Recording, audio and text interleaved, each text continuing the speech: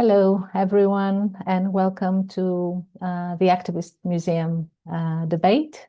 We are very happy to have you all with us, and especially our two guests, Anne Burroughs and Marcela Kvetková. Thank you. Since the beginning of this year, we have all been witnessing the US administration's multiple attempts to subdue museums, mainly by withholding funds, but not only.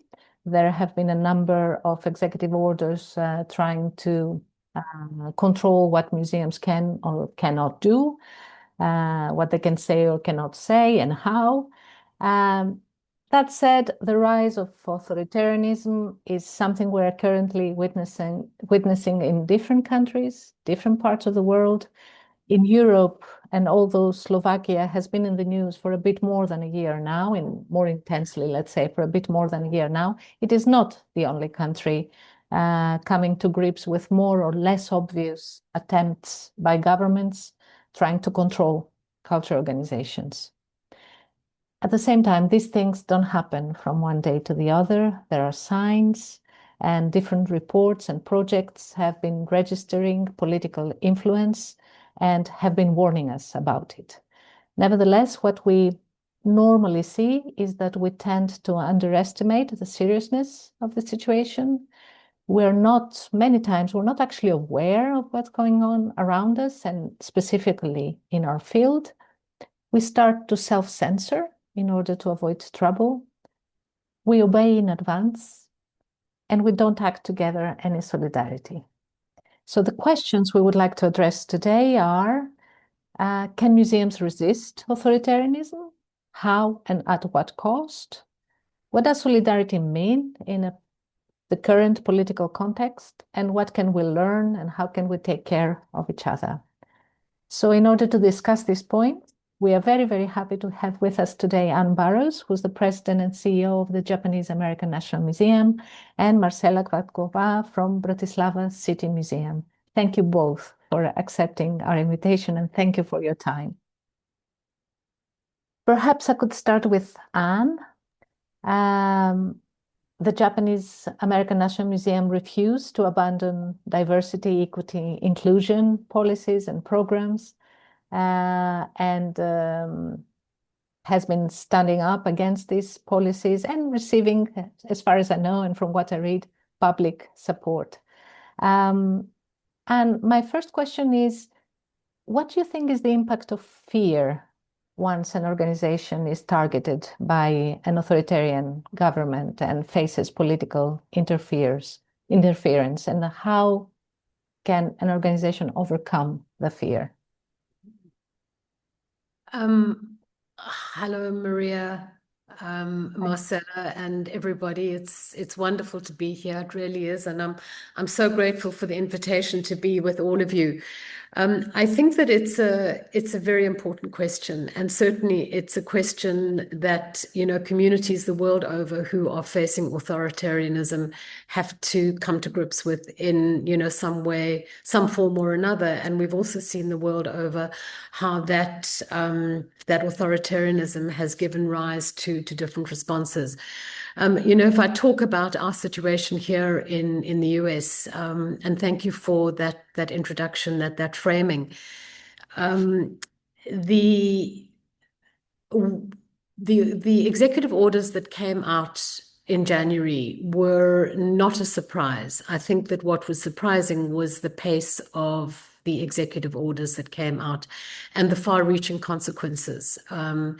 And what we saw happen immediately, almost after those executive orders started coming out and almost immediately after Trump's inauguration, was this kind of fear, because it was fear of targeting, it was fear of retaliation. And what that means is that people, organizations, whether museums, whatever, were not speaking out because there was not a sort of clear understanding of what the consequences might be. So with that fear, obviously, comes a paralysis. And I think what we saw in the US, the paralysis lasted for many organizations in many sectors longer than we thought, but I think that that was also because it was such a shock to the American system. But it's that paralysis, I think, that is so unbelievably damaging, because with that paralysis comes, self-censorship. Comes a lack of solidarity, a lack of reaching out. And I think that you're faced with a couple of two stark choices, essentially. The one is either to stand up and fight back, and to do that in a way that supports other people and provides a cover for other institutions, organizations, people, or just to say nothing and not to stand up. But I think we also have to understand, certainly in the US context, and it's not just here alone, is that, particularly for museums and cultural institutions that are dependent on federal funding, they don't really have a choice. And that for them, even business as usual is extraordinarily risky. And not conforming, even just not conforming by conducting business as usual is very risky. And what do you think gave your museum the strength to say no? Are there some strong points there that create the conditions, let's say, to overcome fear and to take a stand? So I think that we were uniquely positioned to take a stand, and we were the first museum in the country to take a very, very public stand. And it was a stand that was led by our trustees, and it's very much linked to what the purpose of our museum, and it was founded in order to, commemorate the history, the grave injustice of the incarceration of Japanese Americans during World War II. So our genesis comes from this position where history needed to be preserved, where injustice needed to be remembered. And that future injustice could be prevented. So our DNA was very much in this sort of the space of never again. And our mission is very much grounded in place, in memory, and moral clarity. So for our trustees to stand up, it wasn't so much as an act of resistance or defiance, but it really was about standing up for the legacy of their families, their parents, their grandparents who had been incarcerated. And it was also because the policies that we were seeing and that were coming out in January were such a strong echo of the same injustices that incarcerated their parents and their grandparents and discriminated against communities of color across the country. So it was easy for us to stand up because we had our trustees behind us, our donors behind us. We also live in a democratic state. We exist in California, so we have that luxury. We were also not not too dependent on federal funding. So for us, there was no choice. And it also made us rethink the role of museums as not being neutral spaces and really being as sites of resistance and resilience. Yeah, I have to confess I felt moved hearing you saying this, because not only because of this particular focus of your museum, but also because you mentioned the mission. And in these last years, almost 5 years now, we have been trying to focus on the mission and values of cultural organizations here in Portugal, because we believe that we become fragile when these elements of who we are not clearly stated. So yes, many organizations seem to be obeying in advance. Do you think there is another way of, going around executive orders and other kinds of orders? Well, I think that there was certainly a lot of self-censorship in advance. And I think that that was because of the fear of retaliation. I think for, many museums and cultural organizations, there was a fear of losing funding. But that happened anyway, because, the attacks have come in sort of trying to cut off the federal funding support for cultural organizations, but also in very specific attempts to erase history, to erase memory, and to, erase the voices of people of color and the sort of diverse voices in this country.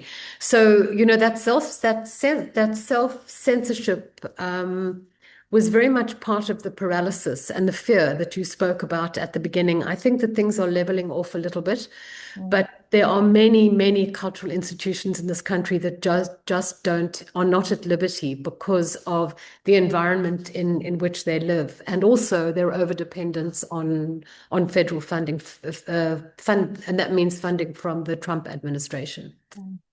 And what about smaller museums? Can smaller museums resist? Well, I think that's a very good question. And it was something that I said earlier on. When we took this position of resisting, of standing up against the erasure of memory and the increasingly discriminatory environment that we find ourselves in, we did it because nobody stood up for Japanese Americans in 1942 when they were incarcerated. We did this because we felt that we could stand up and we could provide cover for smaller cultural organizations that didn't have the liberty to do that. But it's also understanding that even for many of those small cultural museums, for them just to continue what they're doing without changing things is also, in some senses, it takes an enormous amount of courage, given where they are, particularly those in, Republican-controlled states. And I think that solidarity also is enormously important. And that's been such a powerful element of how we've been able to organize as museums in this country, by providing cover for each other, by providing solidarity and speaking up for the sector when others can't. Yeah. One last question for now. What has been the public response towards your stand, towards, the way you've been managing all this? I read somewhere that you did lose some, federal funding, but you actually got this through other donations, etc. That also the system in the US allows for this. But what have you been getting from the people, from the citizens, regarding your stand? So I would say in large part, I would say largely that we've had an enormous amount of support. We've had support from our donors, for our members, but also from the public at large, because we took a very public stand, and our position was covered very extensively in the press, in the media. And we found that when we had federal funding taken away and we had to, and it impacted some of our programs, we were very public about it. And it was in that early time of paralysis and fear. So for individuals, I think donating to us was almost like an act of resistance. It wasn't anger giving, but it was more resistance giving at that time when people just didn't know what to do. And I have to say that our donor community, the philanthropy community, has been extraordinarily generous, and they've stood with us, which has been really amazing for us. It is amazing. Thank you, Anne. Let's move to Slovakia now and to Marcela. Well, the crackdown, the more obvious part of the crackdown in Slovakia started a bit over a year ago with the dismissal of the directors of the Slovak National Theatre, Slovak National Gallery, and Slovak National Museum.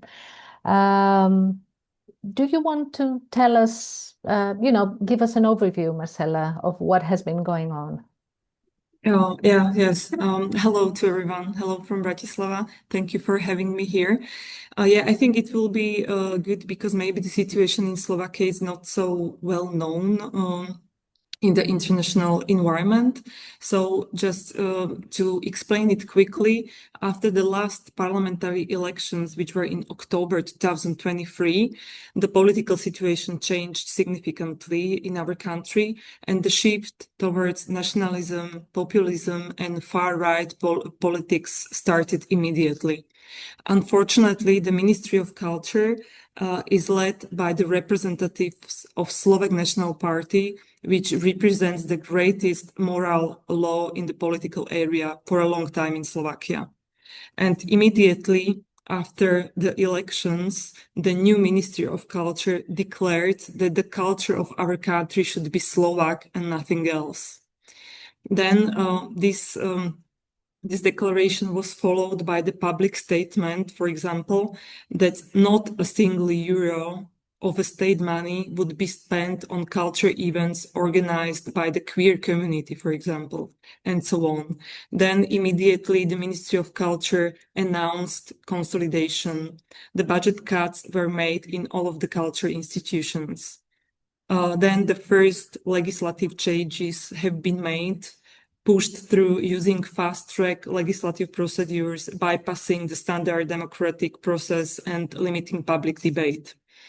And thanks to these legislative changes, they crippled the grant system for the entire culture sector, and they replaced in a non-transparent procedures the new directors of all state emblematic culture institutions. I mean, really all.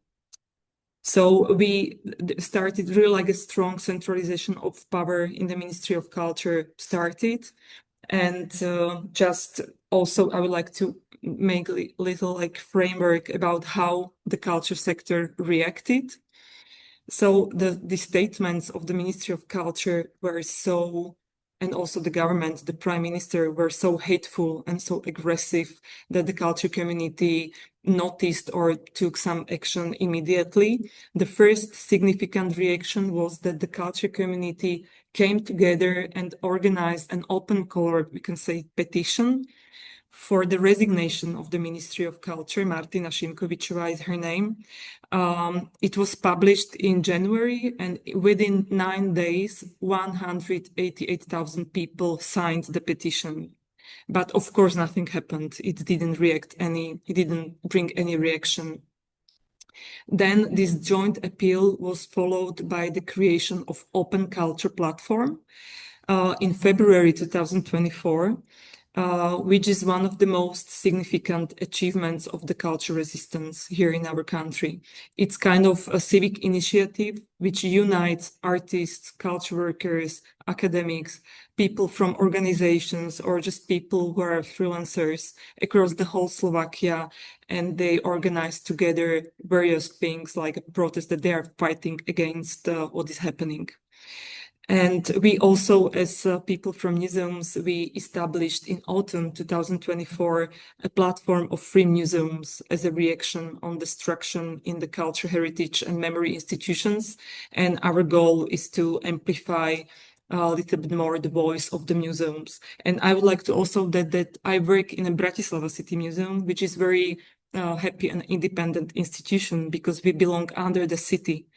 And we are operating in the capital in Bratislava, and the city government and the mayor represents democracy and liberal democratic values, but we are one of the islands now. The state museums are not so happy. Of So course. that would be, yeah. Yeah, sorry, please. Yeah, so that's the basic, very fast framework of the last 2 years. The last 2 years, exactly. I think many people were surprised with developments last August 2024, with the dismissal of the directors. But the truth is that things started changing right after the election in October 2023. If people who are with us today, if you're interested to know a bit more about the situation in Slovakia, there is a very good report called Early Warning, which you can find on our website. And what particularly stayed with me when I read the report is how fast they were in changing the laws. Because regarding our legal frameworks and our legal rights, let's say, I find here there are two issues. Many times we don't know what our legal rights are, but also sometimes we know, but authoritarian governments are very quick into changing the law, and we don't have this kind of support. Thank you, Marcela. So I think my next question is, how about common citizens? Have they been reacting? Have they been saying that something is taken, something that belongs to them is taken away from them? What is the situation on that front? It's like we are in this crisis already for 2 years, so it depends.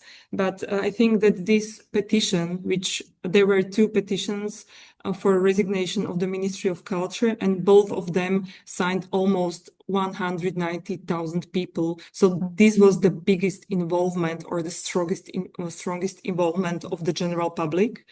And then you mentioned August 2024, when Matej Drlička, the general director of the Slovak National Theatre, and Sandra Kusa, the general director of the Slovak National Gallery, like two well-known and really established and popular culture organizations.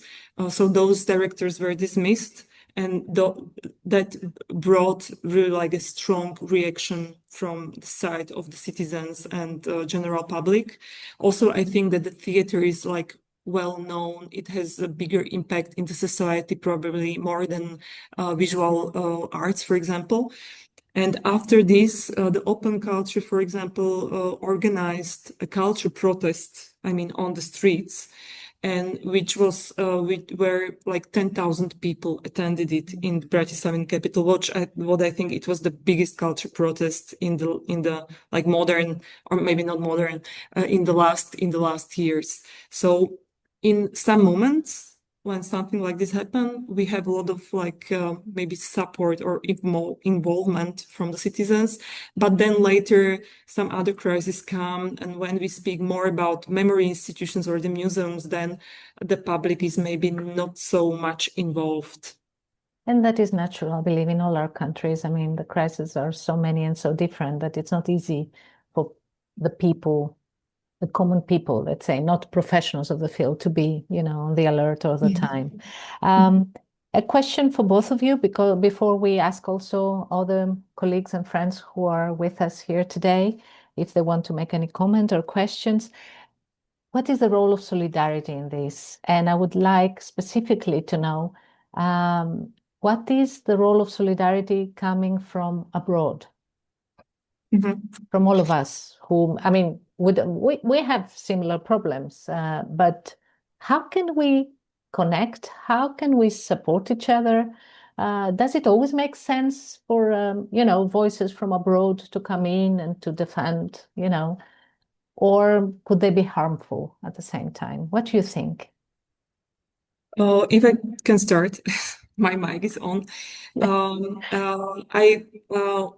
the general director of the Slovak National Theatre and Slovak National Gallery were dismissed, we really saw or feel a lot of international support. I mean, a lot of words of support were coming. And then, for example, Open Culture organized two-day international conference, and a lot of international experts and colleagues came to Bratislava and discussed with us for 2 days how to defend the culture. The whole conference was finished by the Bratislava Declaration, which you can even sign. And this report you mentioned was prepared early warning. It's really great material which documents the whole change of the culture sector in Slovakia in two last years. It was created together with the Artistic Freedom Initiative. So that's a great support from abroad. And I would like to mention also one concrete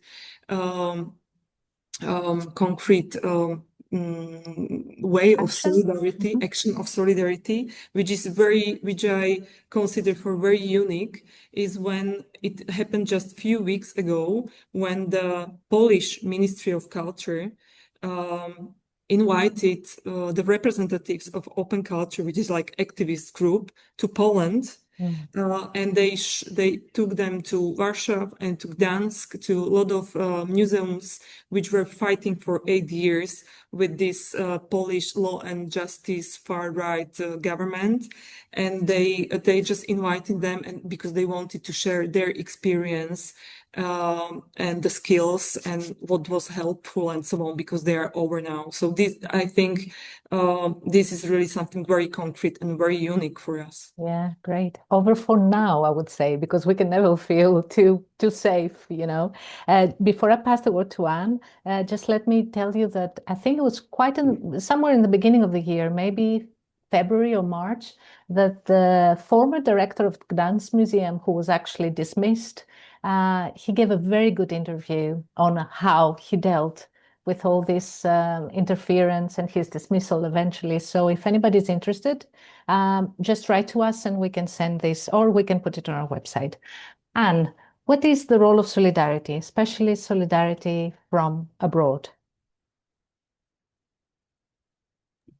That's a very good question. And before I answer it, I just want to sort of acknowledge what Marcela has been saying and just how inspiring, the organizing across the sector has been. It's really it's amazing. And I remember seeing it as it was unfolding, and just wishing that certainly in the last sort of 9 months that we had something similar here. What I would say is that there has been very strong organization internally across different sectors. So the art sector, the culture sector, I think that they are very, very strong. We've seen the importance of solidarity from aboard, particularly as it relates to, to the assault on history, to the assault on the arts, and, the assault on First Amendment rights. And we've also saw, all of the solidarity that came from internationally around the Smithsonian, the efforts to clamp down on the Smithsonian. And, our museum is a very proud Smithsonian affiliate. So, we certainly also felt that we took that very personally as well. I think that there is incredible importance, and it should never be the value should never be lost of the one-on-one connection, the sector-to-sector connection, and just how important it is for professionals to feel that solidarity from abroad. I'm not so sure, quite honestly, about whether the government-to-government solidarity actually has much effectiveness in this context, because you can't shame the shameless, and government-to-government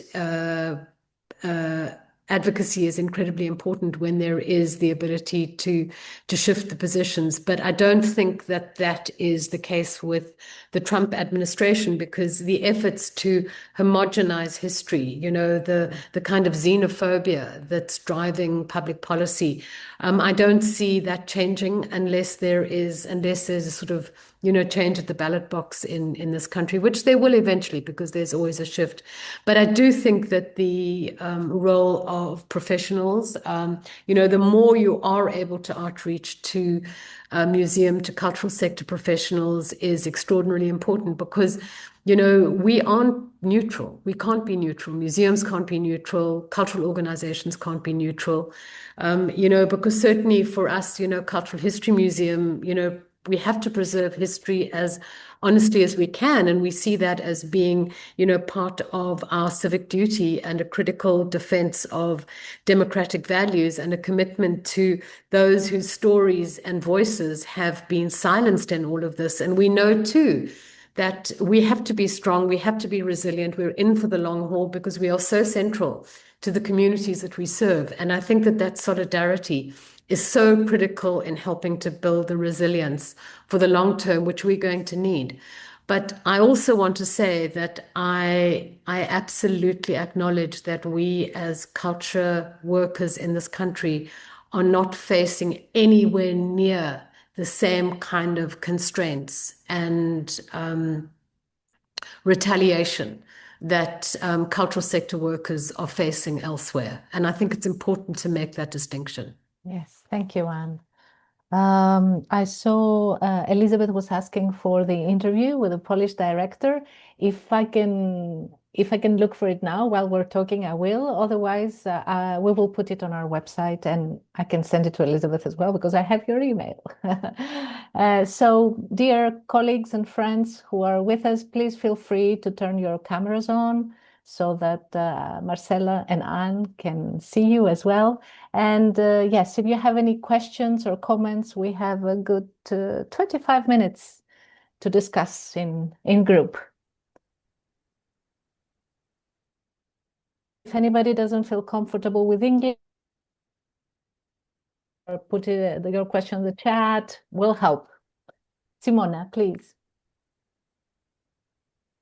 Yes, hello everybody. I'm speaking from Italy. I would like to ask a question about preparedness of cultural institutions, because you saw it coming. You just said, Anne, especially, you were not surprised. And I think that, across Europe, you have many signs, many warning signs of what is going to happen in countries such as the UK or France or whatever. I mean, countries where we tend to think that nothing nothing similar to what happened in the US or Slovakia will happen in our countries. So we're quite in a state of denial. So I think that it would be, I mean, from your own experience, it would be very interesting to hear from you what your advice is in terms of preparing for that kind of attack on cultural institutions. How can cultural institutions prepare themselves and be ready for what may be coming for us as well? I don't know if I was clear enough. I think so. Who would like to go first? Maybe I can start. The first thing which came to my mind that in Slovakia we were absolutely not prepared. Even we know the story from Hungary with Orban and how this change is happening there and how the organizations are being like step by step influenced. We were shocked by how fast this changes and how aggressive these changes are in Slovakia.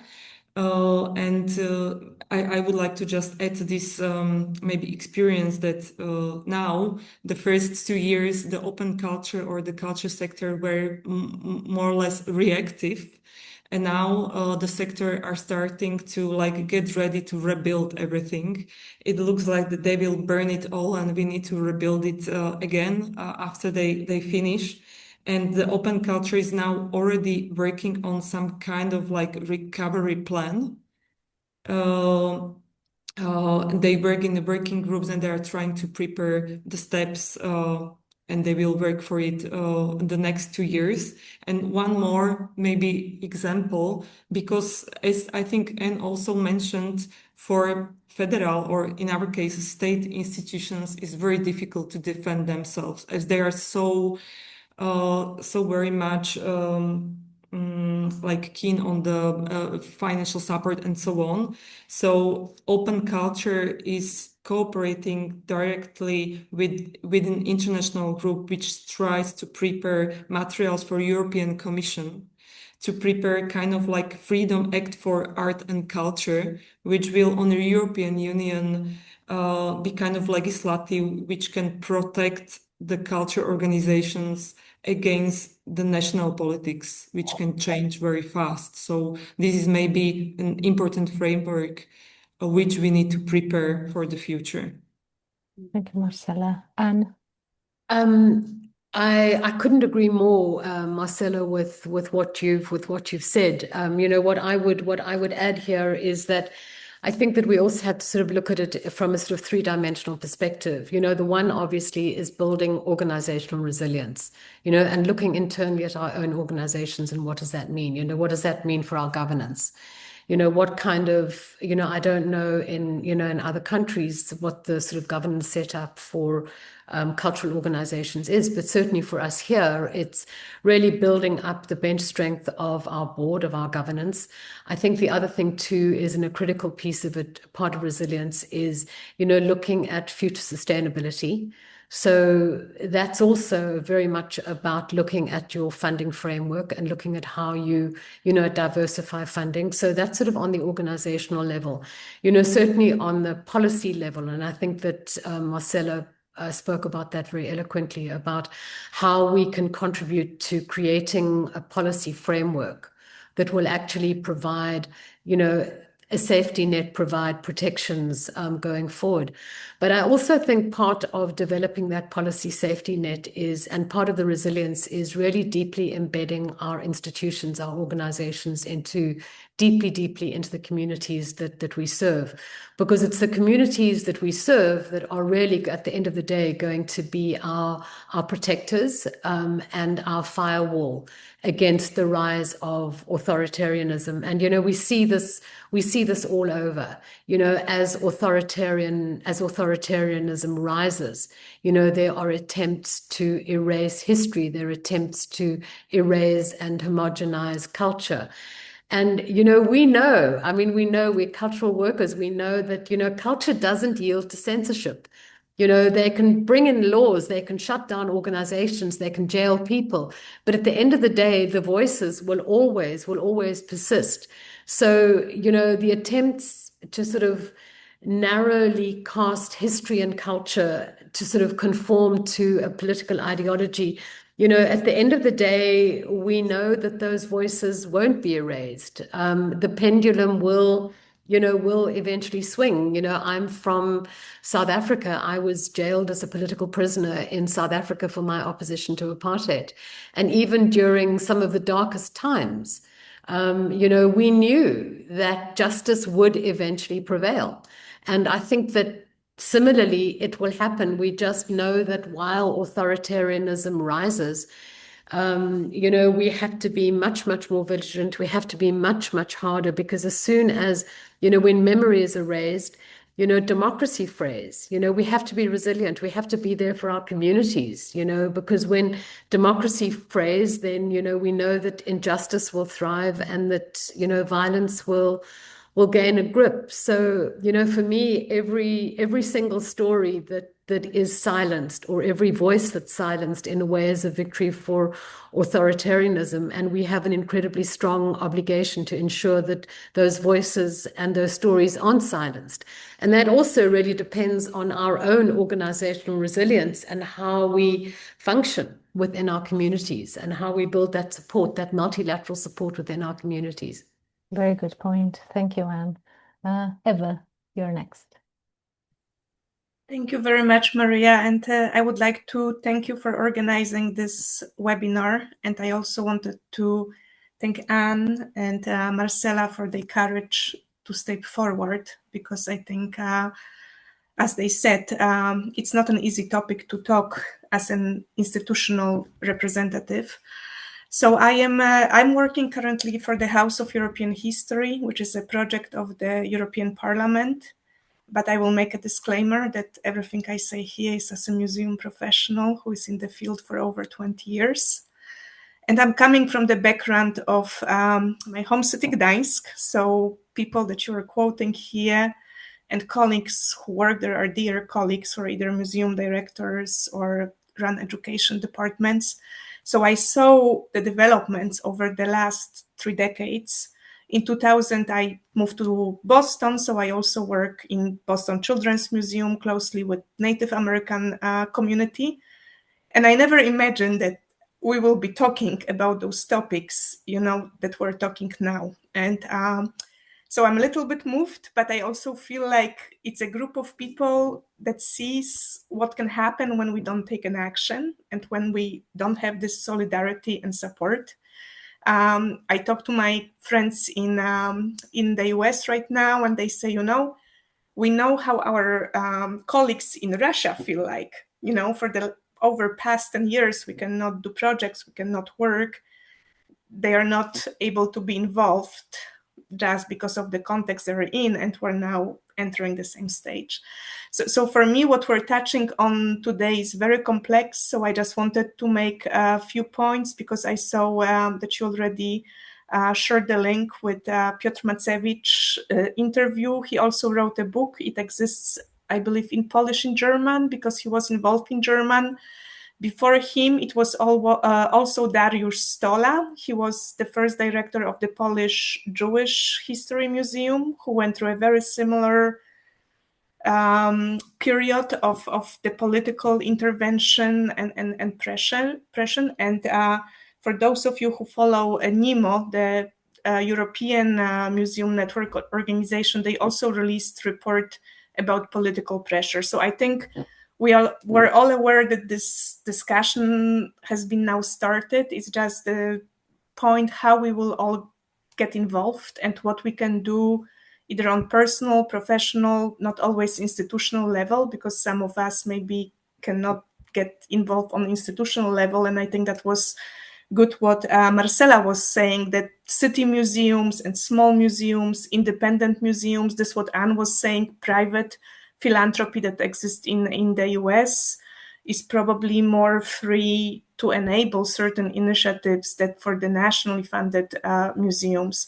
But I just wanted to express my gratitude for organizing this and hoping that we can really come with tangible steps to do something together to make it more of a sustainable initiative, because I think it's important.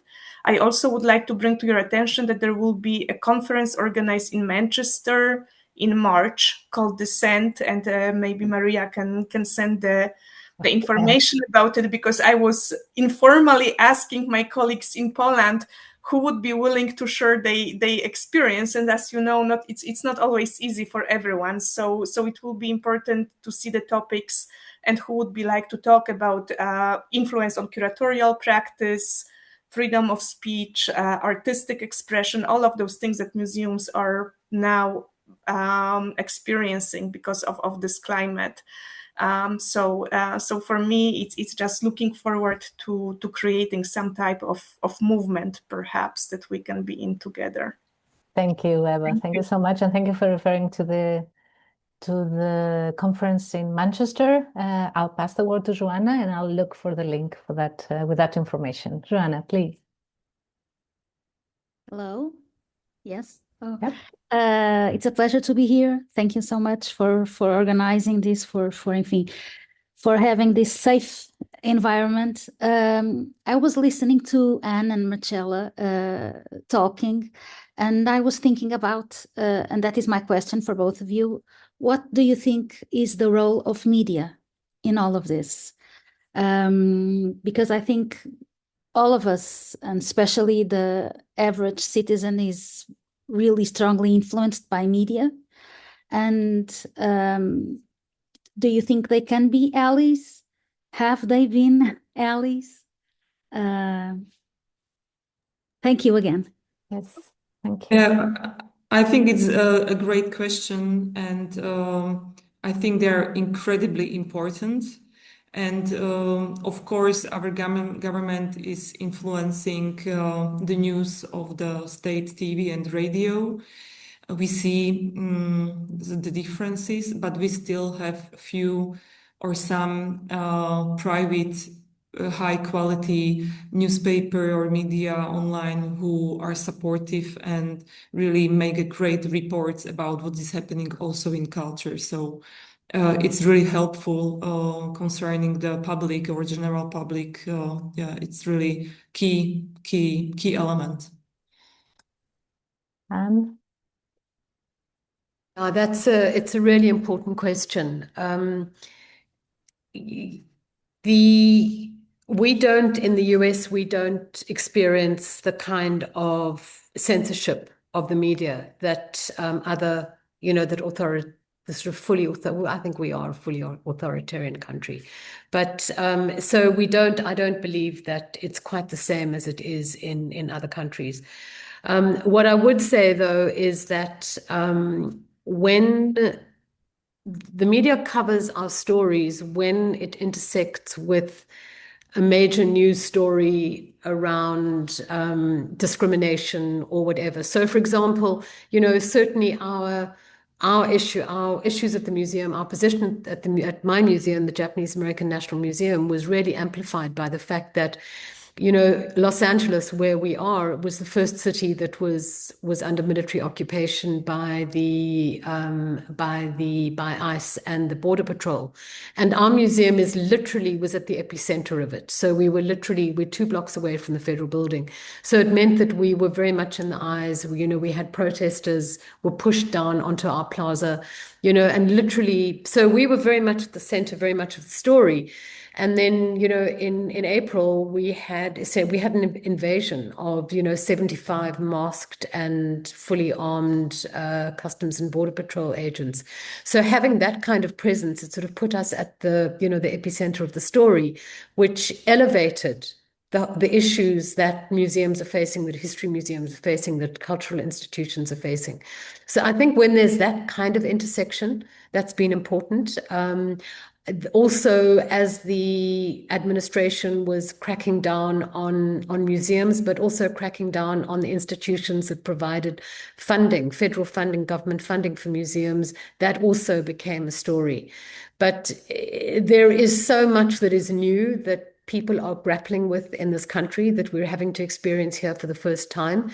That every day there's a story. And, unfortunately, sometimes the biggest stories, what we consider the most important stories, aren't being covered because it's not the bright and shiny object that's, that's filling the news hole. But I do believe that the media is extraordinarily important, and certainly in terms of broadly pushing back against authoritarianism and particularly in this country when racism masquerades as national security and xenophobia becomes the law of the land.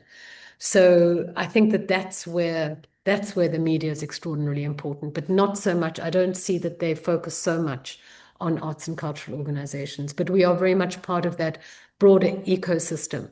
So for them to be covering those issues, whether it's freedom of speech issues or whatever, those are incredibly important because I think that that's where it intersects. And then perhaps it's also the work we can do ourselves. I mean, with news that come from other sources. For instance, one of my resources of hope is the newsletter of Waging Nonviolence. It's an amazing platform that brings us news, not just from the US, but from all over the world. Or the Facebook page of Rebecca Solnit, the author of Hope in the Dark, or Robert Reich. They bring news every day, and we have the means of amplifying them, and even when they're not, when they don't make headlines. Any more questions or comments? We have another 8 minutes. If I can just add, Please. when I should probably just modify what I was saying, because I think that in terms of the mainstream media, when they focus, it's incredibly powerful, but they don't focus as much as they should. However, I do think that social media has been the most powerful mobilizing tool that we've had here, and certainly it's the most important and most powerful tool for international solidarity as well. Yeah, thank you. Anyone else? No? Okay. So it was really great to have you with us, Marcela, and thank you again for accepting our invitation. Thank you to everybody who has joined. Maybe just a couple of words from us just before we say goodbye. The tactics authoritarians use are very well known by now. I know at this time we're also trying to deal with how fast things are taking place, but still the basic tactics are the same. We can definitely build a strategy together, either to help our colleagues in different countries face authoritarianism, or for other countries to get better prepared. One of the things we're preparing at this moment, together with another 4 associations in Portugal, and again, the importance of associations, the importance of coming together. We are preparing a guide for the culture sector in Portugal to be able to deal with violence and disruption in our venues, as it has been happening in a more obvious way in the last 2 years. It will be translated because we realized that when we were looking for sources, there's not that much there available. So part of it, I'm sure, will be relevant for other countries too. So yeah, we hope that before the end of the year, this will be ready. And that's it. We'll be here for each other and, covering each other's back and working together, because we will overcome this, definitely. Thank you so much again. Have a good evening. And see you again soon, I hope. Thank you. Bye. Bye. Thank you. Thank you so much. Goodbye. Goodbye. Bye. Thank you. Bye-bye.